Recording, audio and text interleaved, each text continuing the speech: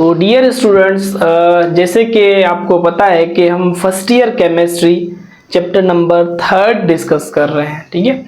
और जो last lecture था स्टूडेंट्स, उसमें हमने विस्पर थ्योरी की बात की थी और हमने विस्पर थ्योरी को 2 लेक्चर के अंदर वाइंड अप किया। आज हम लेके आए लेक्चर नंबर 4 और आज हमने पढ़ना है अबाउट हाइब्रिडाइजेशन, कि व्हाट इज हाइब्रिडाइजेशन और इसके अंदर कौन सी चीज़ें इंपॉर्टेंट हैं और इसके अलावा टाइप्स ऑफ हाइब्रिडाइजेशन, ठीक। तो स्टूडेंट देखें, हाइब्रिडाइजेशन का कंसेप्ट कहाँ से आया, इसको समझने के लिए we have to know about valency. हमें वैलेंसी का पता होना लाजमी है कि व्हाट इज वैलेंसी। सिंपली अगर मैं आपसे कहूँ कि वैलेंसी हम किसे कहते हैं कि आखिरी शेल के अंदर जितने नंबर ऑफ इलेक्ट्रॉन्स होंगे, मगर वो अनपेयर्ड इलेक्ट्रॉन की बात कर रहे हैं, number of unpaired electron valence shell में होंगे, वो इस एटम की वैलेंसी कहलाती है। मगर स्टूडेंट्स, ये जो रूल है, दिस रूल इज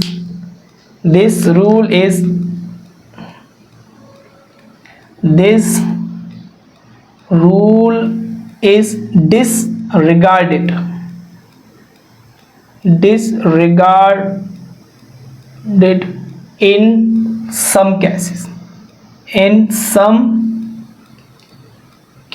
कुछ केसेस में ये रूल जो है ये एप्लीकेबल नहीं हो रहा या डिसरिगार्डेड है। कैसे, कौन से केसेस है कि जैसे अगर हम बात करते हैं कार्बन की, या जैसे हम बात करते हैं स्टूडेंट्स बेरिलियम की, बोरॉन की, तो कार्बन की, तो इन एलिमेंट के लिए ये जो हमने ऊपर रूल लिखा है कि अनपेयर्ड इलेक्ट्रॉन होंगे वैलेंस शेल में, तो वो उसकी वैलेंसी होती है, तो इनके लिए ये रूल डिसरिगार्डेड है। अब कैसे, इसको समझिएगा। Very most important thing is that कि हमारे पास देखें बेरिलियम का atomic number sir 4 electrons. Electronic configuration करिएगा 1s2 2s2, है ना। तो बेरिलियम का वैलेंस शेल ये कहलाएगा 2s। क्या बेरिलियम के वैलेंस शेल के अंदर कोई अनपेयर्ड इलेक्ट्रॉन है? सर कोई अनपेयर्ड इलेक्ट्रॉन नहीं। तो वैलेंसी क्या होगी? जब कोई अनपेयर्ड इलेक्ट्रॉन नहीं है तो वैलेंसी क्या है बेरिलियम की? 0, यानी कि beryllium is a inert gas, है ना। बेरिलियम कैसे बिहेव कर रहा है? As a inert gas. यहां पर ये डिसरिगार्डेड हो गया हमारा वैलेंसी या कंसेप्ट। अब हम बोरॉन पे देखते हैं स्टूडेंट्स। तो बोरॉन का एटॉमिक नंबर होता है 5। Electronic configuration 1s2 2s2 2px 2py and 2pz। कितने इलेक्ट्रॉन है? 5। तो 2 इसमें और 1 इसमें आ जाएगा। तो बोरॉन में वैलेंस शेल में कितने अनपेयर्ड इलेक्ट्रॉन्स हैं? तो आप कहेंगे सर 1। इसका मतलब बोरॉन इज अ यूनिवैलेंट, है ना, यूनिवैलेंट। और अगर हम बात करते हैं कार्बन की atomic number 6, electronic configuration 1s2 2s2 2px 2py 2pz। तो 1 इलेक्ट्रॉन 2 4 5 6 इलेक्ट्रॉन होंगे, यानी कि कार्बन के वैलेंस शेल में कितने अनपेयर्ड इलेक्ट्रॉन मौजूद है? 2। तो कार्बन की वैलेंसी क्या हो गई? Divalent. But students in actual में कार्बन और इनकी जो वैलेंसी होती है, एक्चुअल केस में बेरिलियम इज डाइवैलेंट और बोरॉन इज अ ट्राइवैलेंट और कार्बन जो है दैट इज अ टेट्रावैलेंट।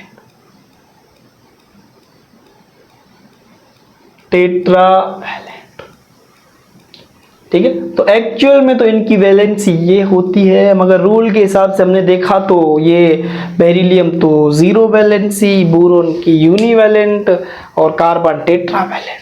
ठीक है। तो क्या होता है स्टूडेंट, यहां पर मैं एक सेंटेंस लिख रहा हूं, वेरी मोस्ट इंपॉर्टेंट। क्या होता है कि जो पेयर्ड इलेक्ट्रॉन्स है ना, paired electrons are uncoupled. Uncoupled, ठीक है। जो पेयर्ड इलेक्ट्रॉन्स मौजूद है वैलेंस शेल में वो क्या होते हैं, paired electrons are uncoupled and promoted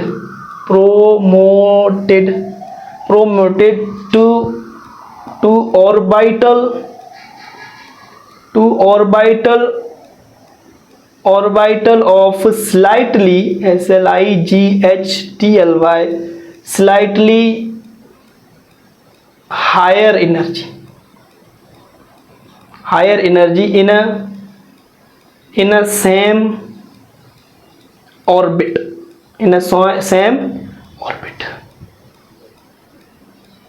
अब इस बात को अगर आप समझ गए ना तो मैं ये समझूंगा कि मैंने आपको वैलेंसी का कंसेप्ट समझा दिया। कैसे, अब देखिए स्टूडेंट, हमारे पास में कार्बन की इलेक्ट्रॉनिक कॉन्फ़िगरेशन कर रहा हूं दोबारा से, 1s 2s 2px 2py and 2pz, ठीक है। अब कार्बन के पास टोटल इलेक्ट्रॉन है 6, तो 2 इलेक्ट्रॉन्स ये आ गए यहाँ पर, 1 इलेक्ट्रॉन, और अब ये इलेक्ट्रॉनिक कॉन्फ़िगरेशन कार्बन की हो गई कंप्लीट। अब क्या होता है कि जो वैलेंस ऑर्बिट है, अब ये एक ही ऑर्बिट है पूरा, जिस वजह से मैंने सेम ऑर्बिट लिखा, ये एक ही पूरा ऑर्बिट है और इसके अंदर ये ऑर्बिटल्स हैं। अब इस ऑर्बिट के अंदर जो पेयर्ड इलेक्ट्रॉन है, पेयर्ड इलेक्ट्रॉन्स आर अनकपल्ड, ये पेयर इलेक्ट्रॉन है, ये अनकपल हो जाएंगे, सिंगल हो जाएंगे। अनकपल का मतलब सिंगल हो जाएंगे, अनकपल हो जाएंगे, और अनकपल का मतलब यहाँ पर 2 है तो ये 1 हो जाएगा, और क्या होगा, एक electron promoted to the orbital of slightly higher energy, और इसमें से एक इलेक्ट्रॉन प्रोमोटेड हो जाएगा किसके अंदर, उस ऑर्बिटल के अंदर जिसकी एनर्जी स्लाइटली ज्यादा। अब 2s से 2z की एनर्जी थोड़ी सी ज्यादा है, ठीक है। 2s में से इलेक्ट्रॉन कहां पर चला गया, 2z में से, तो यहां से एक इलेक्ट्रॉन प्रोमोट हो गए यहां पे आ गया, ठीक है, यहां पे आ गया। तो अब इसकी कार्बन की वैलेंसी कितनी हो गई, तो आप कहेंगे सर अब कार्बन जो है दैट इज अ टेट्रावैलेंट हो गया।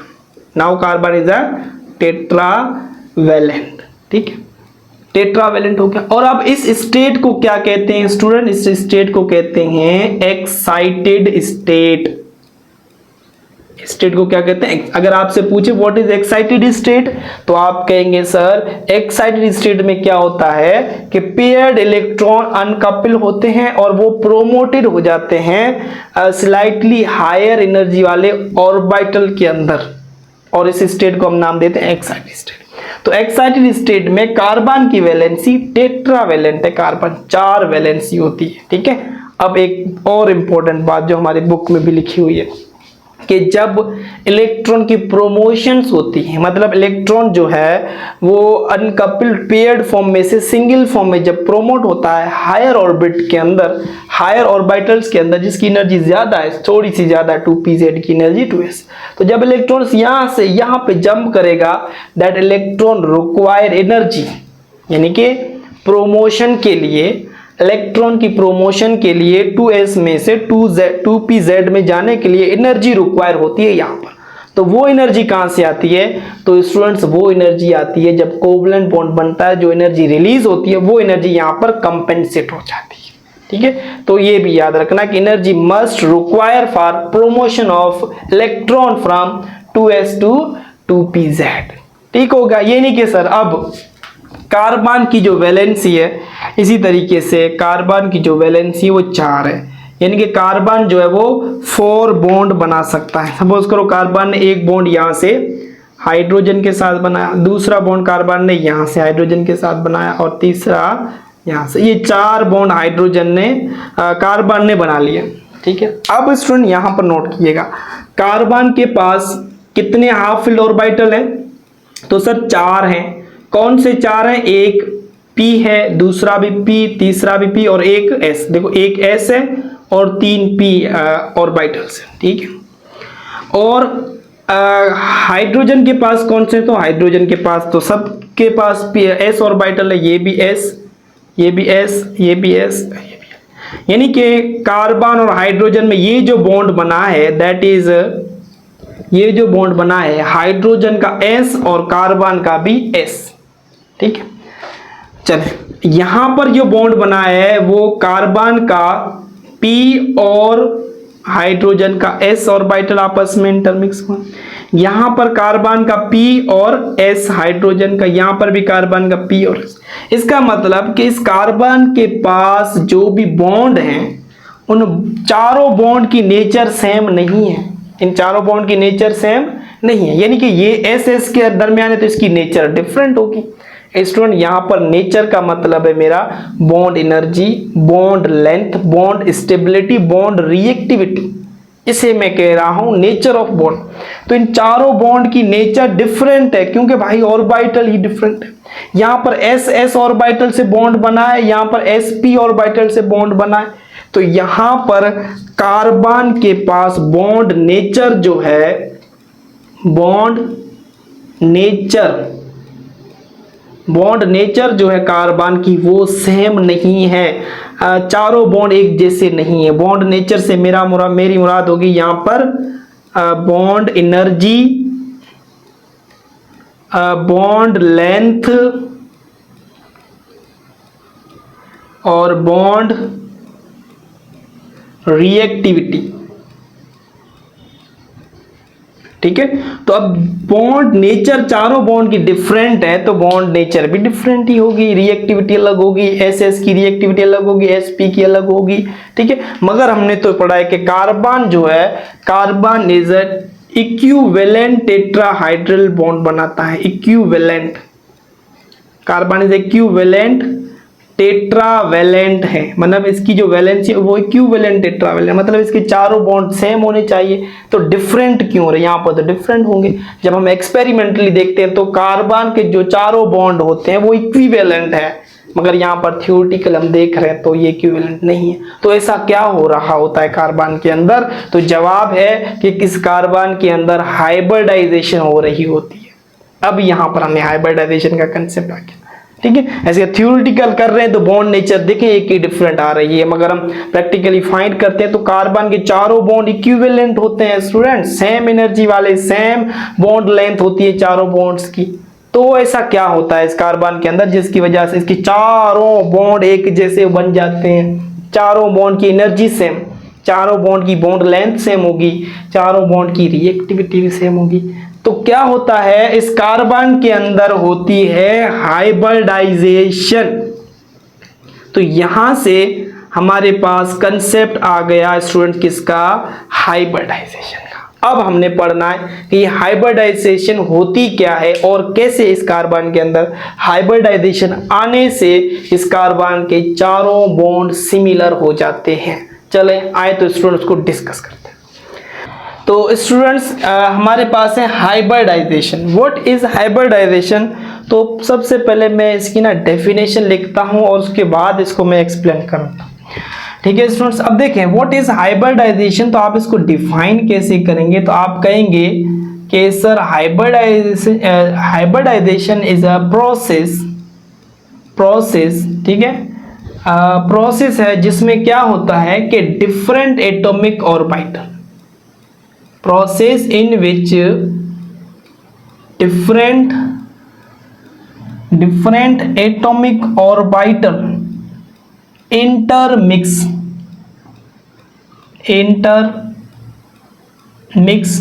to produce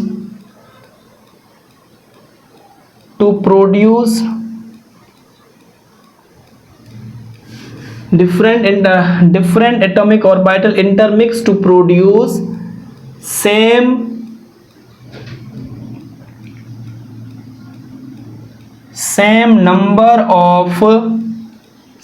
number of hybrid orbital, ठीक है। यानी कि हमारे पास हाइब्रिडाइजेशन ऐसा प्रोसेस है जिसमें डिफरेंट एटॉमिक ऑर्बिटल इंटरमिक्स होते हैं और जिससे हमें मिलते हैं to produce same number of hybrid orbital, ठीक है। और उन हाइब्रिड ऑर्बिटल्स की that hybrid orbitals having same energy and shape, यानी कि हमारे पास एटॉमिक ऑर्बिटल्स जो हैं स्टूडेंट्स वो इंटरमिक्स होते हैं, और एटॉमिक ऑर्बिटल की इंटरमिक्सिंग से हमें नए ऑर्बिटल मिलते हैं जिसे हम कहते हैं हाइब्रिड ऑर्बिटल। और उन हाइब्रिड ऑर्बिटल की एनर्जी और शेप जो होती है वो इक्विवेलेंट होती है, सेम होती है। ठीक है, जितने एटॉमिक ऑर्बिटल इंटरमिक्स होंगे उतने ही नए हमें हाइब्रिड ऑर्बिटल मिलेंगे। जैसे मैं आप एक एग्जांपल देता हूं, जैसे सपोज करें हमारे पास 2x 2px 2py and 2pz, ये एटॉमिक ऑर्बिटल्स हैं student, they are known as, ये हमारे पास एटॉमिक ऑर्बिटल। अब ये चारों एटॉमिक ऑर्बिटल, इन चारों की एनर्जी जो है, इन चारों की एनर्जी डिफरेंट है, डिफरेंट एनर्जी, इन चारों की एनर्जी भी डिफरेंट है, और दूसरा इन चारों की शेप भी डिफरेंट है। ठीक है, वो एटॉमिक ऑर्बिटल जिनकी एनर्जी डिफरेंट हो, जिनकी शेप भी डिफरेंट हो। ठीक है, अब ऐसा नहीं कि बहुत ज्यादा एनर्जी का डिफरेंट हो, स्लाइटली एनर्जी का डिफरेंट, जैसे 2s और 2px की एनर्जी, इनकी एनर्जी स्लाइटली डिफरेंट। ठीक है, तो slightly different in energy and shape of atomic orbital, ये आपस में होंगे इंटरमिक्स, इनकी होगी यहां पर स्टूडेंट्स इंटरमिक्सिंग। ठीक है, इंटरमिक्स से कितने इंटरमिक्स हुए हैं, तो 1 2 3 4 इंटरमिक्स हुए हैं। तो हमारे पास नए जो ऑर्बिटल बनेंगे हाइब्रिड ऑर्बिटल कहेंगे उसको हम, वो भी 4 बनेंगे, जितने इंटरमिक्स होंगे उतने ही ऑर्बिटल बनेंगे। ठीक है, मगर अब जो 4 बनेंगे उसमें s का करेक्टर 1 होगा और p कितने 1 2 3, तो कौन से बनेंगे sp3, चारों कौन से होंगे sp3 sp3 sp3, 4 ऑर्बिटल बने 1 2 3 4, मगर वो चारों कौन से होंगे sp3, क्यों, क्योंकि s 1 है और p कितने 1 2 3, तो इसलिए p के ऊपर 3 लगाते sp3। ठीक, अब इन ऑर्बिटल्स को स्टूडेंट्स हम नाम देंगे, they are known as hybrid orbital. ठीक है, और स्टूडेंट इन हाइब्रिड ऑर्बिटल की एनर्जी एंड शेप जो है वो सेम होगी, एनर्जी एंड शेप जो इन सारे हाइब्रिड ऑर्बिटल्स की क्या होगी स्टूडेंट, सेम होगी। ठीक है, जो इसकी एनर्जी है वो इसकी एनर्जी, इनकी एनर्जी शेप ये इक्विवेलेंट है। ठीक है, और अब इस प्रोसेस को हम कहते हैं, इस प्रोसेस को हम नाम देते हैं स्टूडेंट्स हाइब्रिडाइजेशन, हाइब्रिडाइजेशन का प्रोसेस हो। ठीक है, यानी कि हाइब्रिडाइजेशन ऐसा प्रोसेस है जिसमें atomic orbital of different energy and shape intermix होंगे जिससे हमें नए ऑर्बिटल बनेंगे, जिसे हम हाइब्रिड ऑर्बिटल्स कहेंगे, और इन हाइब्रिड ऑर्बिटल्स की तमाम हाइब्रिड ऑर्बिटल की शेप और एनर्जी क्या होगी, सिमिलर होगी। ठीक है, तो अगर मैं एक sp3 हाइब्रिड ऑर्बिटल की शेप लिखूं तो हमारे पास हाइब्रिड ऑर्बिटल की शेप कुछ इस तरीके से होती है, दैट इज हाइब्रिड ऑर्बिटल जिसे हम कह रहे हैं sp3। इसकी भी शेप यही है, इसकी भी शेप, ये सारे sp3 की हाइब्रिडाइज शेप ऐसी होती है, एक लोब बड़ा होता है और एक लोब छोटा होता है। This is sp3 hybridize orbital की शेप, और इनकी एनर्जी भी सेम है, मगर एक चीज डिफरेंट है स्टूडेंट्स। क्या डिफरेंट है, different orientation in space. Space के अंदर ये चारों ऑर्बिटल अलग अलग ओरिएंटेशन से अपने आप को अरेंज करते हैं। ठीक है, तो hybrid orbitals have same shape same energy, same shape same energy but different, मैं यहां पर लिख रहा हूं, यहां पर स्पेस है ना, यहां hybrid orbital have same shape same energy but different orientation in space में ये अपने आप को अलग तरीके से अरेंज करते हैं, मतलब एक एक्स पे जाएगा तो कोई जेड पे, कोई वाई प्लेन पे अपने आप को अरेंज करते हैं। ठीक है, तो this is all about the hybridization. अब हम बात करते हैं स्टूडेंट टाइप्स ऑफ हाइब्रिडाइजेशन, और उसके बाद में हर एक टाइप की हाइब्रिडाइजेशन की आपको डिफरेंट एग्जांपल्स दूंगा, तो आपको और भी हाइब्रिडाइजेशन का कंसेप्ट ज़हन में बैठ जाएगा। ठीक है, तो चलते हैं टाइप्स ऑफ हाइब्रिडाइजेशन की तरफ। तो टाइप्स ऑफ हाइब्रिडाइजेशन, और स्टूडेंट याद रखना हाइब्रिडाइजेशन का कंसेप्ट किसने दिया था, तो हमारे पास साइंटिस्ट का नाम है जिसने हाइब्रिडाइजेशन का कंसेप्ट बताया, दैट इज लाइनियस पार्लिंग साइंटिस्ट। तो ये पॉइंट और टाइप्स ऑफ हाइब्रिडाइजेशन, तो स्टूडेंट्स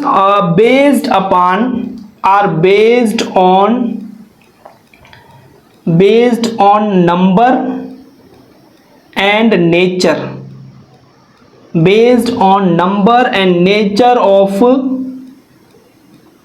एटॉमिक ऑर्बिटल। ठीक है, एटॉमिक ऑर्बिटल की नेचर के हिसाब से और एटॉमिक ऑर्बिटल के नंबर के हिसाब से हमारे पास डिफरेंट टाइप्स की हाइब्रिडाइजेशन है। जैसे कि हमारे पास एक हाइब्रिडाइजेशन जिसे हम कहते हैं sp3 हाइब्रिडाइजेशन, और सेकंड हमारे पास जिसे हम कहते हैं sp2, another is sp hybridisation. ठीक है, इसके अलावा हमारे पास है dsp3, d2sp3। तो ये हमारे पास डिफरेंट टाइप्स की हाइब्रिडाइजेशन है। ठीक है, on the basis of nature and number of atomic orbitals. ठीक है, अगर हमारे पास एटॉमिक ऑर्बिटल जो एक s है और 3 p है तो sp3 हाइब्रिडाइजेशन। अगर हमारे पास एटॉमिक ऑर्बिटल्स के अंदर एक s और 2 p है तो sp2 हाइब्रिडाइजेशन। अगर हमारे पास एटॉमिक ऑर्बिटल की नेचर जो है वो एक s और एक p है तो sp हाइब्रिडाइजेशन। अगर हमारे पास एटॉमिक ऑर्बिटल की नेचर के अंदर ds और p तीनों आ जाते हैं, d1 s1 और p के 3 ऑर्बिटल, तो dsp3 हाइब्रिडाइजेशन हो जाएगी। तो based upon nature and number of atomic orbital hybridization हमारे पास इस किस्म की थी। ठीक है, अब आज हमने डिस्कस करना है sp3 हाइब्रिडाइजेशन को। ठीक है, और उसके बाद हम बाकी हाइब्रिडाइजेशन को भी डिस्कस करेंगे। तो नेक्स्ट क्लास के अंदर इंशाल्लाह बाकी है, मगर आज हमारा जो है इस क्लास में sp3 हाइब्रिडाइजेशन को डिस्कस करना है। ठीक, तो sp3 हाइब्रिडाइजेशन के अंदर स्टूडेंट क्या होता है कि हमारे पास जब when 1s and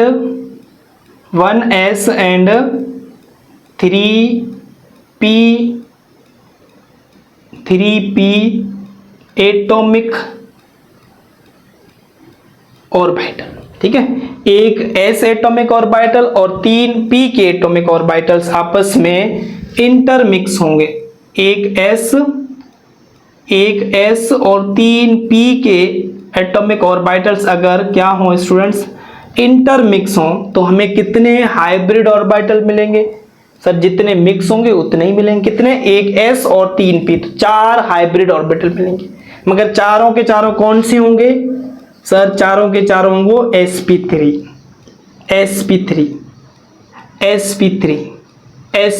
क्योंकि एक s है और 3 p है, तो इस वजह से sp3 हाइब्रिड ऑर्बिटल मिलेंगे। और इन चारों हाइब्रिड ऑर्बिटल्स की एनर्जी कैसी होगी?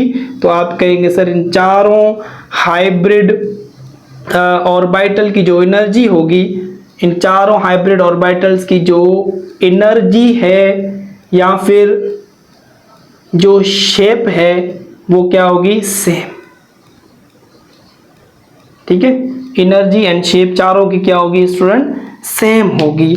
अब इस हाइब्रिडाइजेशन में s का कितना परसेंटेज है? तो आप कहेंगे कि s जो है वो 25% है, और p कितना है? तो p जो है वो हमारे पास है 75%। ठीक है, अगर आपसे पूछे sp3 हाइब्रिडाइजेशन जो होती है उसमें एक s होता है और 3 p, तो s का कितना पार्ट हुआ? s का कितना करेक्टर हुआ? s का 25 करेक्टर, और p का होगा 75 करेक्टर। ठीक है, तो 3 p है ना, इस वजह से इसका 75 होगा।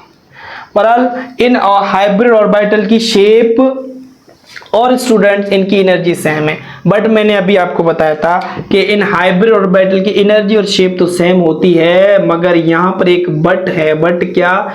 इनकी ओरिएंटेशन, इनकी स्टूडेंट ओरिएंटेशन जो है वो डिफरेंट होती है इन स्पेस। ठीक है, इनकी ओरिएंटेशन डिफरेंट होती है इन स्पेस। sp3 हाइब्रिडाइजेशन में ये हाइब्रिड ऑर्बिटल अपने आप को स्पेस में ऐसे अरेंज करते हैं कि इनके दरमियान जो बॉन्ड एंगल होता है, इनके दरमियान जो बॉन्ड एंगल होता है, किनके दरमियान? इन हाइब्रिड ऑर्बिटल के दरमियान जो बॉन्ड एंगल होता है वो 109.5 डिग्री का होता है, 109.5 डिग्री का होता है। ठीक है, और इनकी जो ज्योमेट्री बनती है दैट इज टेट्राहाइड्रल ज्योमेट्री बनती है। सही है, तो this is all about the sp3 hybridization. अब sp3 हाइब्रिडाइजेशन हमारे पास किन कंपाउंड के अंदर है? तो sp3 हाइब्रिडाइजेशन के हमारे पास डिफरेंट एग्जांपल है। जैसे मैं यहाँ पर एग्जांपल दे रहा हूँ sp3 हाइब्रिडाइजेशन, जैसे मीथेन है तो यहाँ पर ये सेंट्रल एटम जो है कार्बन, इसके अंदर sp3 हाइब्रिडाइजेशन है। और इसके अलावा NH3 अमोनिया, इसके अंदर नाइट्रोजन के अंदर हाइब्रिडाइजेशन होगी, वो sp3 होगी। इसके अलावा वाटर H2O, यहाँ पर ऑक्सीजन के अंदर भी कौन सी हाइब्रिडाइजेशन है? sp3। अब हमने इन एग्जांपल को समझना है कि किस तरीके से कार्बन के अंदर sp3 हाइब्रिडाइजेशन आती है और किस तरीके से नाइट्रोजन के अंदर sp3 हाइब्रिडाइजेशन आती है और किस तरीके से ऑक्सीजन। ये तीनों एग्जांपल्स को हमने एक वन बाय वन डिस्कस करना है। चले आए स्टूडेंट्स, एग्जांपल को डिस्कस करते हैं। सबसे पहले हमारे पास है मीथेन। हमारे पास CH4 जिसे हम नाम देते हैं मीथेन। मीथेन में ये जो कार्बन मौजूद है दैट इज sp3 है। बट किस तरीके से अब ये देखना है, कार्बन का एटॉमिक नंबर है 6। इलेक्ट्रॉनिक कॉन्फ़िगरेशन करें स्टूडेंट्स तो आप लिखेंगे 1s 2 और 2s 2px 2py 2pz। अब इलेक्ट्रॉन की फिलिंग करें, देखें 2 इलेक्ट्रॉन इसमें आ गए, बाकी कितने बचे? 4। तो 1 इलेक्ट्रॉन यहाँ पर, एक तो 4 हो गए। अब तो कार्बन की जो वैलेंसी वो डाइवैलेंट हो गया, टेट्रावैलेंट। तो हमने एक्साइटेड स्टेट का जिक्र किया था अभी थोड़ी देर पहले कि ये जो पेयर्ड इलेक्ट्रॉन होते हैं वो अनकपल होके यहाँ से स्लाइटली हायर और एनर्जी वाले ऑर्बिटल के अंदर आ जाते हैं। ठीक है, तो इस तरीके से ये कार्बन के 4 एटॉमिक ऑर्बिटल हैं। ये कार्बन के कितने एटॉमिक ऑर्बिटल है? 4। ठीक है, एक s और कितने p है? 1 2 3 p है। ये चारों के चारों क्या है student? They are atomic orbital. ठीक है, और इन चारों एटॉमिक ऑर्बिटल की अगर आपसे मैं पूछूं एनर्जी शेप तो आप कहेंगे सर ये डिफरेंट है, डिफरेंट शेप और डिफरेंट एनर्जी वाले एटॉमिक ऑर्बिटल्स हैं। ठीक है, और डिफरेंट ओरिएंटेशन भी सबकी। ये आपस में क्या होंगे स्टूडेंट्स? इंटरमिक्स होंगे। क्या होंगे ये सर? इंटरमिक्स हो गए, नए ऑर्बिटल्स बनेंगे जिसे हम हाइब्रिड ऑर्बिटल कहेंगे। मगर कौन से बनेंगे सर? sp3 बनेंगे। एक sp3 कितने बनने चाहिए सर? 4, क्योंकि 4 मिक्स हुए हैं। एक sp3, दूसरा, तीसरा और ये 4। ये 4 sp3 ऑर्बिटल बने। इन चारों को हम नाम देंगे student, they are known as hybrid orbital.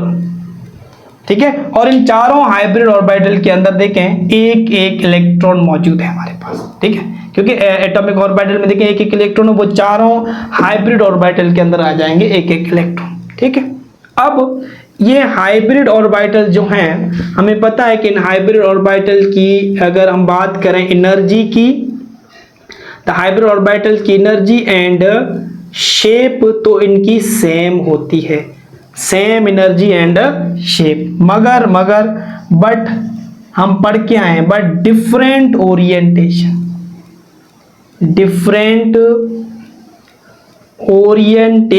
In space, space के अंदर इनकी ओरिएंटेशन डिफरेंट होती है। तो कार्बन के अंदर ये जो sp3 हाइब्रिड ऑर्बिटल है ना, ये कार्बन है सपोज, तो कार्बन के अंदर एक ये रहा sp3, ठीक है, और एक ये रहा sp3, और अनदर ये रहा sp3, और एक sp3 जो बैक साइड पे होगा, मगर हम कैसे बनाए तो इसके बैक साइड तो इस तरीके से हमने बाहर करके बनाए। ये चारों sp3, एक sp3, another sp3, another sp3, another sp3, ठीक है, चारों sp3 कार्बन के।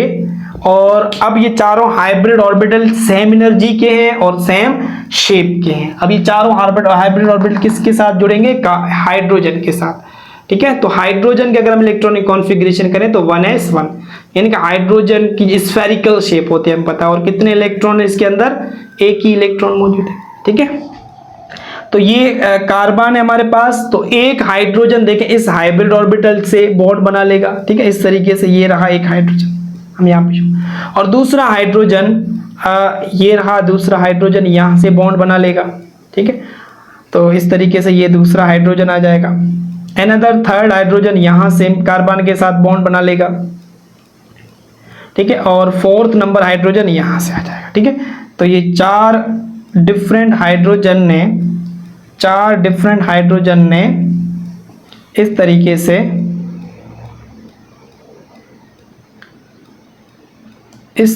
यानी कि क्या बना लिया स्टूडेंट? बॉन्ड बना लिया, सही है। तो अब आप देखें इस कार्बन के पास ये sp3 और s के दरमियान बॉन्ड है, ठीक है, ये भी sp3 और s के दरमियान बॉन्ड है, ये भी sp3 और s के दरमियान, ये भी sp3 और s के दरमियान बॉन्ड है। चारों बॉन्ड की नेचर सेम हो गई, यानी कि अब इस कार्बन के पास चारों बॉन्ड जो होंगे उन चारों बॉन्ड की एनर्जी, बॉन्ड लेंथ, रिएक्टिविटी क्या होगी? सेम होगी। Now the four bonds are equivalent, चारों के चारों बॉन्ड्स क्या है? फोर बॉन्ड्स आर इक्विवेलेंट हो गए स्टूडेंट, यहाँ पे इक्विवेलेंट, यानी कि same energy and same bond length वगैरह सबकी इनकी सेम होगी, ठीक है। तो इस तरीके से यहाँ पर इस कार्बन के अंदर जो मीथेन मॉलिक्यूल है इसकी जो ज्योमेट्री होगी, ठीक है, तो यहाँ पर अगर हम इसकी ज्योमेट्री बनाएं तो ज्योमेट्री जो होगी इसकी कुछ इस तरीके की ज्योमेट्री हो जाएगी, सही है। यहाँ पर ये इस तरीके से ज्योमेट्री, और इसको हम कहते हैं, इस ज्योमेट्री को हम नाम देते हैं टेट्राहेड्रल ज्योमेट्री, ठीक है। This is a tetrahedral. और बॉन्ड एंगल कितना होगा? तो याद रखना यहाँ पर ये जो बॉन्ड एंगल होगा 109.5 डिग्री का यहाँ पर बॉन्ड एंगल होता है, ठीक है। तो इस तरीके से कार्बन जो है मीथेन के अंदर, इन मीथेन मॉलिक्यूल जो कार्बन है वो sp3 हाइब्रिडाइज होता है, और उस कार्बन के पास 4 sp3 हाइब्रिडाइज ऑर्बिटल्स होते हैं जो चारों डिफरेंट हाइड्रोजन के साथ सिग्मा कोवलेंट बॉन्ड बनाते हैं, ठीक है। और वो हाइब्रिड ऑर्बिटल स्पेस में अपने आप को ऐसे अरेंज करते हैं चारों के चारों कि उनकी जो ज्योमेट्री बन जाती है वो टेट्राहेड्रल ज्योमेट्री बनती है, ठीक है। और इनके दरमियान जो बॉन्ड एंगल बनता है वो 109.5 डिग्री का बॉन्ड एंगल बनता है। So this is a one example of methane. उसके बाद हमारे पास दो और एग्जांपल्स है बुक के अंदर, जो कि अमोनिया और वाटर की। अब हम डिस्कस करते हैं अमोनिया। देखिए स्टूडेंट्स, हमारे पास अमोनिया के अंदर जो नाइट्रोजन है, नाइट्रोजन ये sp3 हाइब्रिडाइज्ड है,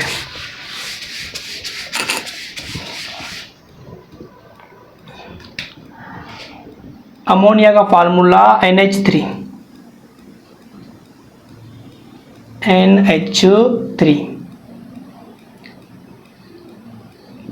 यहाँ पे नाइट्रोजन जो है, नाइट्रोजन का एटॉमिक नंबर होगा 7 एटम। इलेक्ट्रॉनिक कॉन्फ़िगरेशन करें स्टूडेंट तो 1s 2 2s 2 2px 2py 2pz। ये अब इलेक्ट्रॉन्स को अरेंज करें, कितने टोटल इलेक्ट्रॉन है तो आप कहेंगे 7। 4 इलेक्ट्रॉन्स हमने रख दिए, ये 5 7 है ना, 4 हो गए, 5 6 7, ठीक है इस तरीके। अब नाइट्रोजन के पास ये जो वैलेंस ऑर्बिट के अंदर जो ऑर्बिटल्स हैं, कितने ऑर्बिटल हैं? 4। ये चारों एटॉमिक ऑर्बिटल, ये चारों क्या है तो आपको पता है सर, ये एटॉमिक ऑर्बिटल है, डिफरेंट शेप और डिफरेंट एनर्जी के। ये क्या होंगे तो आप कहेंगे ये इंटरमिक्स होंगे।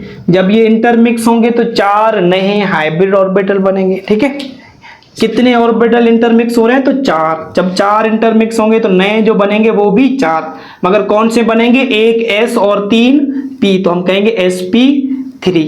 हम कहेंगे यहां पर sp3 sp3 sp3। ठीक है, चारों।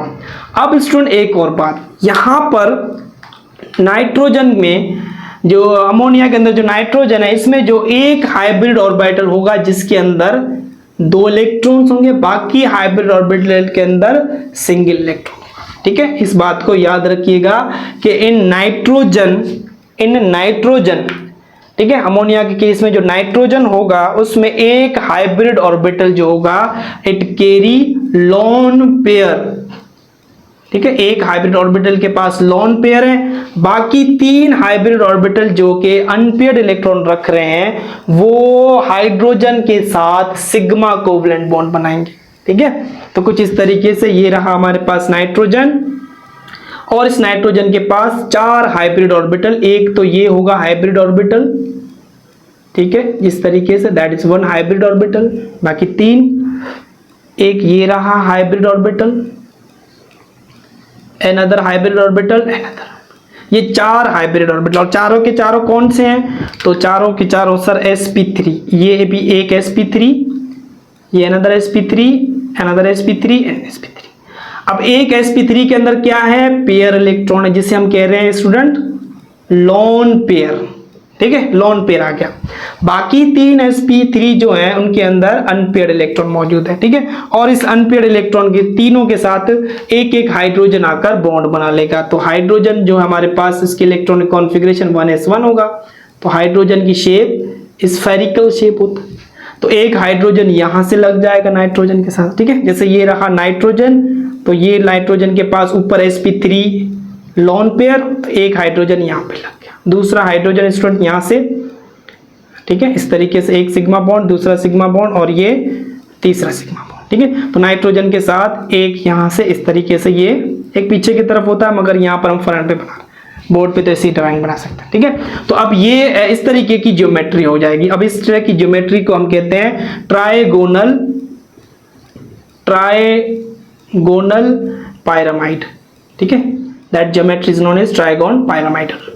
इस तरीके की ज्योमेट्री हो जाएगी किसके, लोन पेयर के आने से। ठीक है, अब एक और बात देखें स्टूडेंट्स, जब अब लोन पेयर आ जाएगा तो लोन पेयर में बताया कि रिपल्जन काज करता है। तो इस लोन पेयर के आने की वजह से ये जो बॉन्ड एंगल था, पहले बॉन्ड एंगल sp3 में कितना था 109.5 डिग्री था, दैट बॉन्ड एंगल रिड्यूस होके, इस रिपल्जन की वजह से रिड्यूस होके बॉन्ड एंगल हो जाएगा 107.5। ठीक है, डिटॉर्शन इन बॉन्ड एंगल आ जाएगी। ठीक है, बॉन्ड एंगल के अंदर रिडक्शन आ जाएगी, बॉन्ड एंगल रिड्यूस हो जाएगा, किसकी वजह से, इस लोन पेयर की वजह से। और ज्योमेट्री कैसी होगी, ट्राइगोनल pyramidal की। तो इस तरीके से इस अमोनिया के अंदर जो नाइट्रोजन है वो sp3 हाइब्रिडाइज्ड है। ठीक है, देखो तीनों के तीनों बॉन्ड जो होंगे वो इक्विवेलेंट बॉन्ड है। ये भी sp3 और s के दरमियान, sp3 और हाइड्रोजन का s, sp3 और हाइड्रोजन का s। ठीक है, तो this is about the ammonia. अब हमारे पास एक लास्ट है वाटर के अंदर। वाटर के अंदर हमने देखना है कि जो ऑक्सीजन है वो किस तरीके से यानी कि इसके अंदर sp3 हाइब्रिडाइजेशन होती है।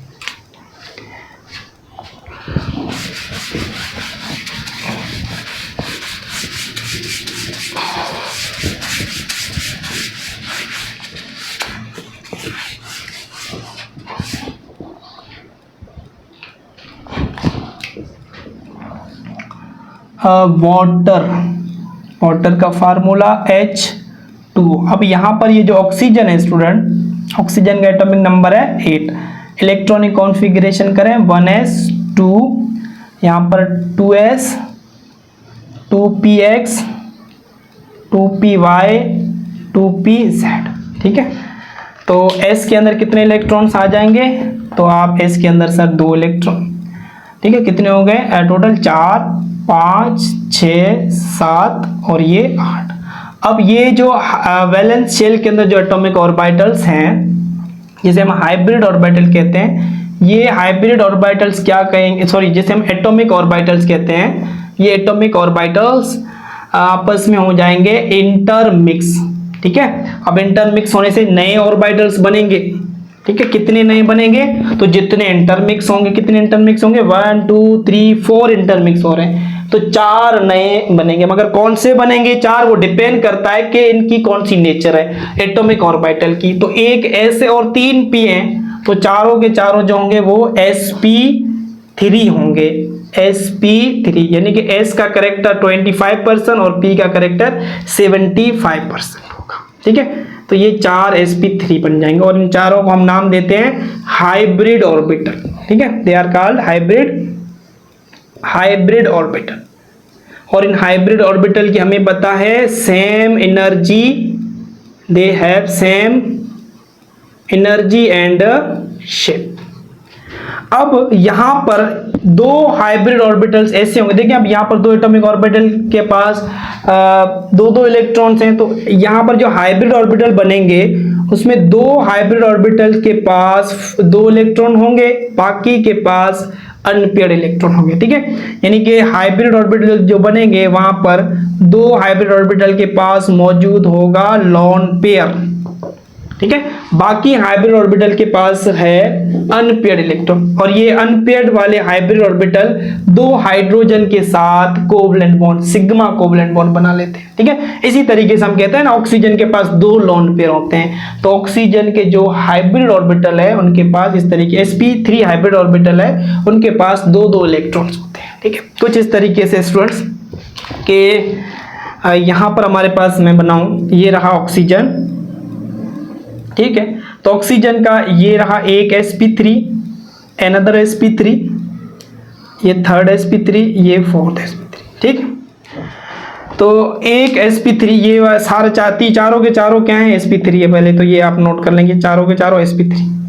अब इस वाले sp3 के अंदर 2 इलेक्ट्रॉन है, इस वाले sp3 के अंदर भी 2, ये दोनों के दोनों क्या हो गए स्टूडेंट, 2 लोन पेयर आ गए हमारे पास। सही है, 2 लोन पेयर। अब बाकी ये वाले जो इलेक्ट्रॉन sp3 है, इसके पास भी 1 इलेक्ट्रॉन है, ये इसके पास। अब ये क्या करेंगे, हाइड्रोजन के पास 1 इलेक्ट्रॉन है, सिग्मा कोवलेंट बॉन्ड बना लेंगे यहां से, ये एक सिग्मा बन गया, अनदर यहां से 2 हाइड्रोजन लग गए। ठीक है, तो इसी तरीके से ये जो वाटर की जो शेप होती है, जो वाटर का जो मॉलिक्यूल होता है, ये ऑक्सीजन, ये इसके पास 1 लोन पेयर, ये 2 लोन। ठीक है, ये यहाँ पे sp3, एक sp3 दूसरा sp3, यहां से 1 लग जाएगा हाइड्रोजन, 1 है। ठीक है, अब इन लोन पेयर की वजह से ये जो हाइब्रिड ऑर्बिटल के अंदर ये जो लोन पेयर है, इनकी वजह से इसकी जो शेप होती है, आप ज्योमेट्री देखेंगे तो इसकी जो ज्योमेट्री वो एंगुलर शेप बन जाती है। यहां से देखें इसकी जो शेप बनेगी स्टूडेंट्स, तो इसकी जो शेप बनेगी कुछ इस तरीके से एंगुलर शेप बन जाएगी। ठीक है, तो वाटर के अंदर जो शेप है that is angular geometry. Water की अगर आपसे ज्योमेट्री पूछूं तो आप कहेंगे सर इसकी जो ज्योमेट्री है वो एंगुलर ज्योमेट्री। और सेकंड बात सुने, वेरी मोस्ट इंपॉर्टेंट, अब स्टूडेंट देखें नाइट्रोजन के अंदर 1 लोन पेयर आया था, लोन पेयर की वजह से बॉन्ड एंगल रिड्यूस हो 109 से 107 तक रिड्यूस हो गया।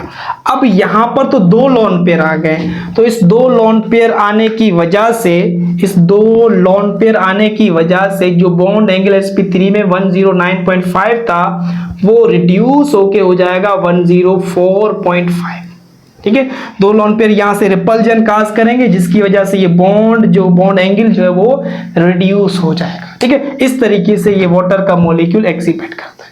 तो वाटर के अंदर जो ऑक्सीजन है उसके अंदर sp3 हाइब्रिडाइजेशन होती है। ठीक है, ऑक्सीजन के पास 4 हाइब्रिड ऑर्बिटल होते हैं, जिसमें से 2 हाइब्रिड ऑर्बिटल के पास लोन पेयर होता है और 2 हाइब्रिड ऑर्बिटल के पास अनपेयर्ड इलेक्ट्रॉन होते हैं, और वो अनपेयर्ड इलेक्ट्रॉन वाले हाइड्रोजन के साथ सिग्मा कोवलेंट बॉन्ड बनाते हैं। ठीक है, अब इस लोन पेयर आने की वजह से इस वाटर मॉलिक्यूल की जो ज्योमेट्री बनती है दैट इज एंगुलर ज्योमेट्री बनती है, और इनके अंदर जो बॉन्ड एंगल होगा स्टूडेंट वो 104 डिग्री का होगा। ठीक है, so that is all about the hybridization. और हाइब्रिडाइजेशन क्या है और हाइब्रिडाइजेशन के टाइप में से sp3 हाइब्रिडाइजेशन को हमने डिस्कस किया। अब जो नेक्स्ट लेक्चर होगा उसमें जो रिमेनिंग टाइप्स हैं हाइब्रिडाइजेशन की, sp2, sp, dsp3, dsp3, d2sp3, इन हाइब्रिडाइजेशन को इंशाल्लाह हम डिस्कस करेंगे। ठीक है, आई होप कि आपको ये लेक्चर समझ में आया होगा। तो आज के लिए इतना ही, फिर मिलते हैं एक नए लेक्चर के साथ। तो अल्लाह हाफिज़, टेक केयर, स्टडी करते रहें, और अगर आपको ये लेक्चर अच्छा लगे तो लाइक, सब्सक्राइब और शेयर भी लाजमी करें। थैंक यू, अल्लाह हाफिज़।